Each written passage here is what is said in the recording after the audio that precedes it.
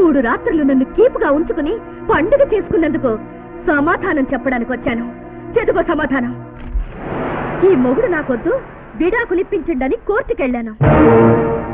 రోజు నన్ను సిగరెట్లతో కాలుస్తున్నాడనో, ప్రొవిషన్ లో కూడా మందు కొట్టొచ్చి అచ్చాలక మళ్లీ నన్ను కొడుతున్నాడనో పచ్చి తిరుగుపోతున్నా కాదత్త గారు, నీ కొడుకు సంసార జీవితానికి పనికిరాడని. ఎస్, నువ్వు మగాడివి కాదని చెప్పాను. 3 రాత్రులు పూలు పెట్టుకుని పక్కలో పడుకున్నా నన్ను ముట్టుకోలేదని, చీర విప్పి ఎదురుగా నిలబడ్డా పెర్రి చూపులు చూశాడే తప్ప వ్యవహారం ఏమీ జరగలేదని చెప్పాను. ఆఖరికి బ్రా చూపించినా బొమ్మలా ఉండిపోయాడే తప్ప బదులుగా చొక్కా గుండె కూడా విప్పలేదని చెప్పాను. చెట్టు చివరికి లైట్లు ఆర్పితే వెలుతురులో సిగ్గేమో అనుకున్నాను, కానీ సైలెంట్ గా గుడ్ నైట్ చెప్పి పడుకున్నాడు. ఇలాంటి మొగుడు ఉంటేనే ఊడిపోతేనేమని ఈ డాక్టర్ సర్టిఫికేట్ అడ్డం పెట్టుకుని